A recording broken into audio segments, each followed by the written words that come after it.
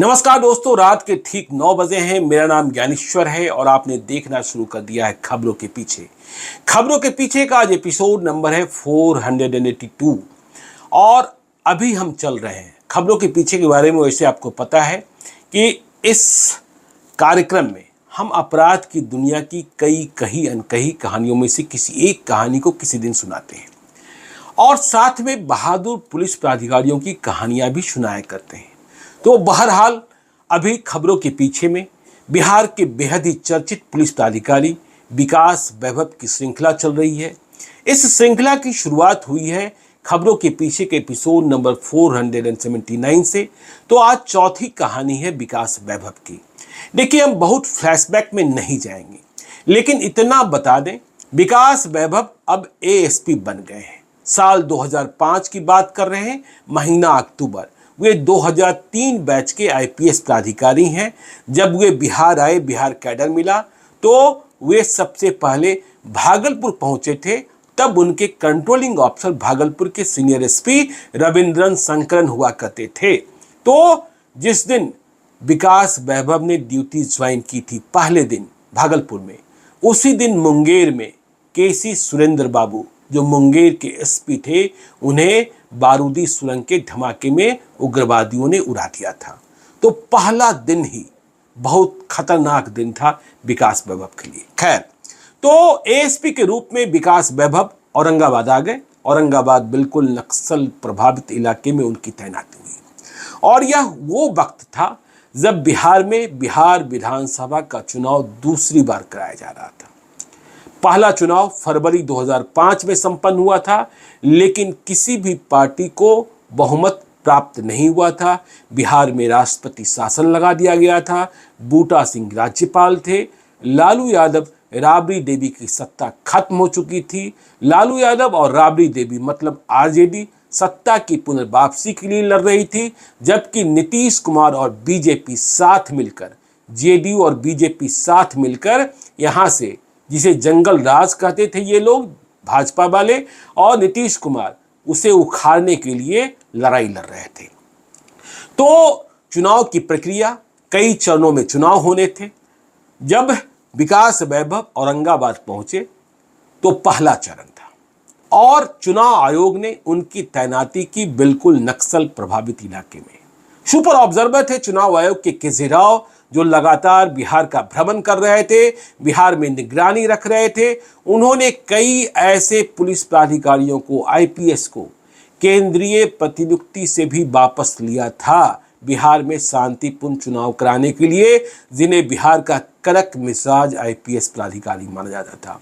उन्हीं आईपीएस प्राधिकारियों में आरएस भट्टी, राजविंदर सिंह भट्टी भी शामिल थे, जिन्हें विशेष तौर पर सिवान में तैनात किया गया था, शहाबुद्दीन वाले इलाके में। और आरएस भट्टी, जिन्हें सीबीआई से लाया गया था, उनकी तैनाती के लिए सिवान में एसपी के पोस्ट को डिलीट किया गया था चुनाव के दिनों में और वहां डीआईजी के तौर पर आरएस भट्टी तैनात किए गए थे। खैर, तो विकास वैभव ने पहला चुनाव संपन्न कराया आईपीएस के तौर पर।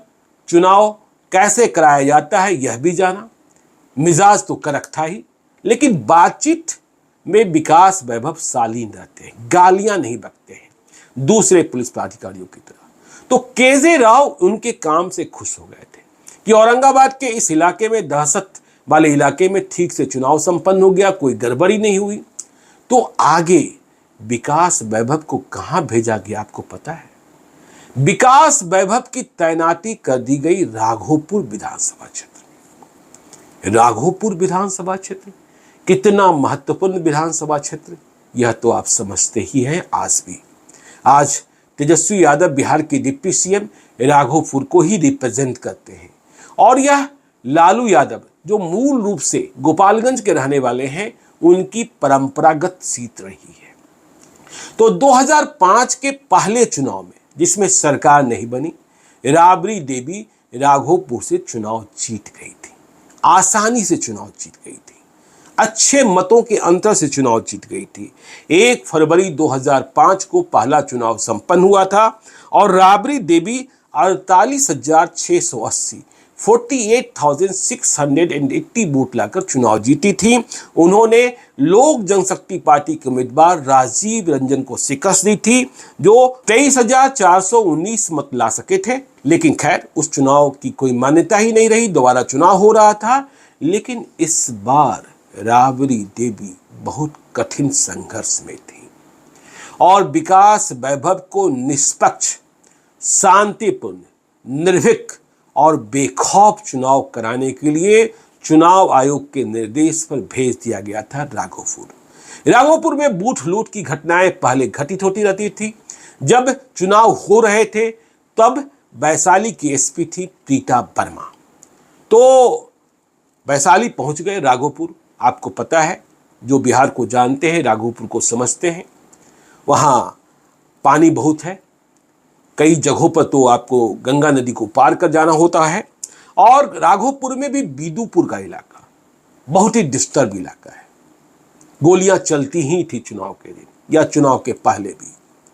तो 3 दिन पहले पहुंचे विकास वैभव। उन्होंने क्षेत्र का मुआयना किया। अर्धसैनिक बल, पारामिलिट्री फोर्स की तैनाती की गई थी। तो विकास वैभव ने उनके साथ बातचीत की। चुनाव के समय चुनाव आयोग का स्पष्ट निर्देश होता है, 2005 में तो और भी स्पष्ट निर्देश था कि जैसे ही बूथ लुटेरा दिखे, वोट लूटने वाला दिखे, सीधे गोली मार दो। कोई मुरव्वत नहीं, कोई राहत नहीं। तो जब पारामिलिट्री फोर्स की तैनाती हो गई तो विकास वैभव ने जो सीमा सुरक्षा बल, बॉर्डर सिक्योरिटी फोर्स के जवान तैनात किए गए थे, उनके कंट्रोलिंग ऑफिसर्स के साथ बातचीत की। 3 दिन पहले पहुंच गए थे, गश्ती शुरू हुई, फ्लैग मार्च शुरू हुआ, पिटाई शुरू हुई जो गड़बड़ियां कर रहे थे, और एहतियाती कार्रवाई जितनी होती है वो सब संपन्न कराए गए। देखिए, चुनाव प्रचार 2 दिनों पहले खत्म हो जाता है। लेकिन विकास वैभव ने महसूस किया कि चुनाव प्रचार खत्म हो गया है, फिर भी आरजेडी वाले मान नहीं रहे हैं। वे चुनाव प्रचार को चले ही आ रहे हैं।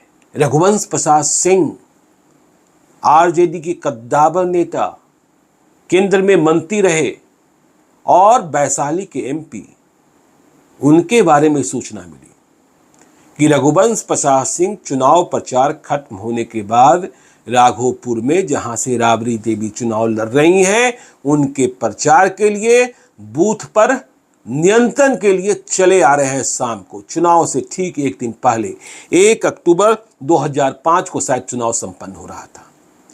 तो विकास वैभव को यह खबर मिली। पता किया जाना शुरू हुआ कि किस रास्ते से रघुवंश प्रसाद सिंह आ रहे हैं। पहले तो पता नहीं चला, लेकिन कुछ ही घंटे बाद यह जानकारी मिल गई। शाम का वक्त हो चला था। तो मालूम हुआ कि रघुवंश बाबू जो हैं वे नाव से आ रहे हैं। नाव कहां लगेगी, रघुवंश बाबू कहां उतरेंगे, फिर कहां जाएंगे, यह सब कुछ जानकारी विकास वैभव ने हासिल कर ली और फिर वहां पहुंच गए। वहां उन्होंने देखा कि आरजेडी के कई समर्थक, अगले दिन चुनाव है, वहां जमा है। रघुवंश बाबू के आने की प्रतीक्षा की जा रही है। समय से रघुवंश प्रसाद सिंह पहुंच गए, लेकिन विकास वैभव सामने दीवार की तरह खड़े थे। नाव पर बैठे रघुवंश प्रसाद सिंह को कहा गया कि आप नाव से नीचे नहीं उतर सकते। चुनाव प्रचार खत्म हो चुका है, आप बाहरी व्यक्ति हैं, आप चाहे जितने सम्माननीय हैं, अब यहां आपकी कोई भूमिका नहीं है, आपको वापस जाना ही होगा। थोड़ी तू मैं भी हुई, लेकिन विकास वैभव ने चुनाव की आचार संहिता, चुनाव का कानून और जो कराई है उसके बारे में सब कुछ बताया। फिर कुछ देर बाद रघुवंश प्रसाद सिंह को वापस जाना ही पड़ा। वे नाव से नीचे नहीं उतर सके। यह उनके लिए बहुत ही कठिन समय था कि उन्हें राघोपुर, जहां से राबड़ी देवी लालू यादव की पत्नी चुनाव लड़ रही थी, चुनाव में जीत हार का खतरा मंडरा रहा था, वहां लास्ट डेस्टिनेशन पर जाने से एक नए आईपीएस अधिकारी ने रोक दिया। शिकायत भी की गई, लेकिन विकास वैभव कानून पर थे, इसलिए कोई शिकायत सुनने को तैयार नहीं था। और फिर केजे राव की हनक थी केजे राव कैंप कर रहे थे, केजे राव राघोपुर पर नजर बनाए हुए थे, तो रघुवंश प्रसाद सिंह को वापसी का रास्ता दिखा दिया गया। यह बात आग की तरफ फैल गई कि राघोपुर में कोई ऐसा पुलिस पदाधिकारी आ गया है, नया नवेला आईपीएस आया है, जो किसी की सुनता ही नहीं है और सभी को रपेट दे रहा है। खैर, रघुवंश बाबू वापस हो गए। अब जो पारामिलिट्री फोर्स के जो कमांडेंट थे या कंट्रोलिंग ऑफिसर थे, उनसे विकास वैभव ने मीटिंग की और साफ साफ कह दिया, कल चुनाव है, कहीं कोई गड़बड़ी नहीं होनी चाहिए। यदि नियम कहता है कि बूथ लुटेरे को गोली मार देना है, तो हथियार बंद कोई भी आदमी दिखे और यदि वह बूथ की तरफ चला आ रहा है तो उसे पहले तो सावधान किया जाए, लौटने को मजबूर किया जाए, लेकिन यदि वह नहीं मानता है तो फिर सीधे ठोक दिया जाए। हुआ भी ऐसा ही, लेकिन जो मारा गया वो कौन था, यह जानेंगे तो आप चौंक जाएंगे। रात भर बूथ लुटेरों की पिटाई हुई थी चुनाव के एक दिन पहले, जहां जहां तैयारियां हो रही थी अगले दिन बूथ छापने की। तो कहानी यह है कि बिदुपुर इलाका, एक बूथ मतदान केंद्र, सुबह से लोग आ रहे थे, बूथ छापा नहीं जा सकता था।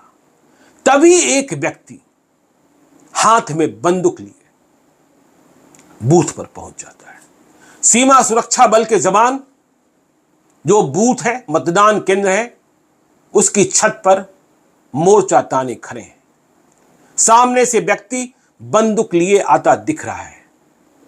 अब तमंचा है, कट्टा है, जो भी है, लेकिन है तो बंदूक, यह दिखता है। तो सीमा सुरक्षा बल वाले, जिनके कंधों पर आपको पता है कि देश की सुरक्षा की जिम्मेदारी होती है, देश की सीमाओं पर वे तैनात होते हैं, वे दूर से देख लेते हैं, दूरबीन भी लगाया जाता है कि यह व्यक्ति तो बंदूक लिया चला आ रहा है। सावधान किया जाता है, सरेंडर करने को कहा जाता है, लेकिन वो व्यक्ति ऐसे ऐसे ऐसे ऐसे ऐसे हथियार चमका रहा होता है। सीमा सुरक्षा बल वाले जवानों को समझ में नहीं आता है, और समझ में आता भी क्यों, उन्हें ऊपर के हाकिम का आदेश है, उनके कंट्रोलिंग ऑफिसर ने कह रखा है कि देखते ही गोली मार दो। तो हुआ भी ऐसा ही। जब सावधान किया गया, हथियार नीचे रखने को कहा गया, उस व्यक्ति ने हथियार सा दिखने वाला जो भी सामान था नीचे नहीं रखा, वह आगे ही बढ़ता जा रहा था और सीमा सुरक्षा बल के जवान ने गोली चला दी। ट्रेनिंग ही दी जाती है सीमा सुरक्षा बल के जवानों को, एक गोली एक लाश, एक गोली एक दुश्मन। तो पहली गोली चली और वह व्यक्ति जो हथियार लेकर बूथ की ओर बढ़ता जा रहा था, वह वहीं ढेर हो गया, खल्लास हो गया। इसके बाद तो वहां माहौल ही दूसरा था। समझ सकते हैं क्या माहौल होगा। भगदड़ मच गई, हंगामा खड़ा हो गया, बड़े बड़े पुलिस पदाधिकारी पहुंचने लगे। लेकिन दुख हुआ, वह किस पार्टी का व्यक्ति था यह पता नहीं, वह बूथ पर इस तरीके से क्यों चला रहा था यह भी पता नहीं, उसे वोट देना था कि नहीं देना था यह भी पता नहीं, लेकिन उसके हाथ में जो बंदूक था वह सचमुच असली बंदूक नहीं था, वह एक खिलौना था, वह एक विदेशी टॉयज था। और सीमा सुरक्षा बल के जवान दूर से इसे बंदूक मानकर भूल कर बैठे थे। लेकिन कहा यह जाता है कि जब संवेदनशील जगहों पर जाना हो तो आप बंदूक जैसा कोई खिलौना भी लेकर नहीं जा सकते। यहां तो चुनाव हो रहा था, बूथ लुटेरों को, हथियारबंद दस्तों को देखते ही गोली मारने का आदेश था। तो यह व्यक्ति शिकार हो गया, क्षेत्र में बाबेला हो गया।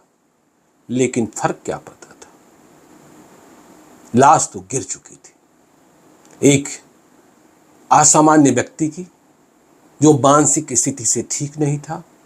न जाने किसने उसे हाथ में यह बंदूक, खिलौना वाला बंदूक थमा दिया था, जिसे लेकर वह बूथ पर पहुंच गया था। खैर, चुनाव संपन्न हुआ।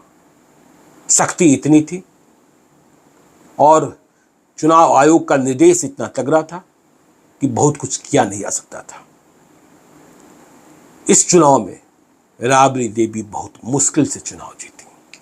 बहुत मुश्किल फाइट हुई, लग ही रहा था। जैसा हमने आपको बताया कि 2005 के फरवरी महीने वाले चुनाव में, जो चुनाव अब किसी काम का नहीं था, उसमें राबड़ी देवी बहुत आसानी से चुनाव जीती थी। लंबे मतों के अंतर से चुनाव जीती थी, करीब 25,000 मतों से चुनाव जीती थी। अब 2005 के अक्टूबर वाले चुनाव में जहां विकास वैभव की तैनाती थी राघोपुर में, वहां जब नतीजा आया तो राबड़ी देवी चुनाव तो जीत गई, लेकिन मत आए सिर्फ 35,891। मतलब फरवरी के चुनाव से करीब 13,000 कम मत मिले थे। कड़ाई का परिणाम था या बिहार के बदले माहौल का परिणाम था, यह देखने का अलग अलग चश्मा हो सकता है। और इस बार जो दूसरे नंबर पर थे वे जेडीयू के प्रत्याशी सतीश कुमार थे, जिन्हें 30,601 मत आए थे। तो जीत हार का फासला महज 5,000 वोटों का रह गया था। सतीश कुमार वे जिन्होंने आगे चलकर कभी राबड़ी देवी को चुनाव में हराया भी। सतीश कुमार अब भाजपा में है। तो देखिए, राबड़ी देवी चुनाव हार गई, बिहार का निजाम भी बदल गया। बिहार में राबड़ी देवी लालू यादव की सत्ता का अंत हुआ। नीतीश कुमार मुख्यमंत्री बने, राष्ट्रपति शासन खत्म हो चुका था। लेकिन यह तो 2005 के अक्टूबर में संपन्न हो रहे चुनाव का दूसरा चरण ही था। अब तीसरे चरण में चूंकि विकास वैभव चुनाव आयोग की नजरों में आ चुके थे कि यह जो पुलिस ऑफिसर है बहुत सख्त है, बूथ लुटेरों के खिलाफ है, निश्चिंत चुनाव कराना जानता है, तो विकास वैभव की अगली तैनाती अगले चरण के चुनाव में तैनाती कर दी गई चंपारण के मधुबन विधानसभा क्षेत्र में। मधुबन विधानसभा क्षेत्र भी नक्सल प्रभावित है। वहां भी नक्सल की कई घटनाएं घट चुकी थी। 2000 में जो चुनाव हुए थे, वहां विधायक थे सीताराम सिंह आरजेडी के, बहुत ही दबंग, बहुत ही प्रभावशाली। तो वहां विकास वैभव को भेजा गया। 2005 के जो फरवरी में चुनाव हुए थे, उसमें सीताराम सिंह के बेटे राणा रणधीर सिंह, जो आरजेडी के उम्मीदवार थे, वे चुनाव जीत गए थे। तो अब यहां विकास वैभव पहुंचे। उन्हें यह बता दिया गया था कि देखिए, ये एक ऐसा विधानसभा क्षेत्र है जहां थाने पर नक्सल अटैक हुआ है कभी पहले। सीताराम सिंह के खिलाफ भी एफआईआर दर्ज है, दूसरे मामले में, नक्सल अटैक के मामले में नहीं। तो यह संवेदनशील क्षेत्र है, यहां चुनाव कराना एक चुनौती है, इसे आपको संभालना होगा। यहां सीआरपीएफ कैंप भी बनाया हुआ था नक्सलियों के खतरे को भांपकर। तो विकास वैभव पहुंच जाते हैं, तब मोतिहारी के एसपी होते हैं विनय कुमार। तो विनय कुमार को रिपोर्ट करते हैं, चुनाव आयोग का निर्देश है, तैनाती है। अब यहां विकास वैभव चुनाव कराने में लग जाते हैं, वक्त कम है। लेकिन यहां भी भिड़ंत हो जाती है एक बड़े नेताजी से, विकास वैभव की, और यह भिड़ंत जबरदस्त होती है। ऐसी भिड़ंत की पूछिए मत। गिरफ्तारी होती है, नेताजी जेल भेज दिए जाते हैं। और ये वो नेताजी हैं जो आज बीजेपी में हैं, बिहार सरकार में मंत्री भी रहे हैं। कहानी बहुत दिलचस्प है। पुलिस वालों की वर्दी भी उतर जाती है, क्या क्या नहीं होता है। लेकिन इस पूरी कहानी को जानने के लिए मधुबन में क्या हुआ और आगे विकास वैभव की तैनाती चौथे चरण के लिए दानापुर विधानसभा क्षेत्र में होती है, वहां क्या हुआ, इस कहानी को जानने के लिए आपको इंतजार करना होगा कल रात 9 बजे का, जब आपको हम बताएंगे खबरों के पीछे के अगले एपिसोड में। तो आज के लिए इतना ही। चलते चलते यदि आप यह समझते हैं कि किसी भूल सुधार की जरूरत है, कोई कहानी मुझसे सुनना चाहते हैं, कोई कहानी मुझे बताना चाहते हैं, या सीधे तौर पर संपर्क करना चाहते हैं, तो आप हमें gyaneshwarlive@gmail.com पर मेल कर सकते हैं। जरूरत होने पर हम आपसे संपर्क करेंगे। अपनी जानकारी भी आप मुझसे साझा कर सकते हैं। आपकी दी हुई जानकारियों को हम तब तक गोपनीय रखते हैं जब तक आपसे अनुमति न प्राप्त कर लें। तो आज के लिए इतना ही, हमें दीजिए इजाजत। मिलते हैं विकास वैभव IPS श्रृंखला की अगली कहानी के साथ कल रात ठीक 9 बजे। बहुत बहुत धन्यवाद।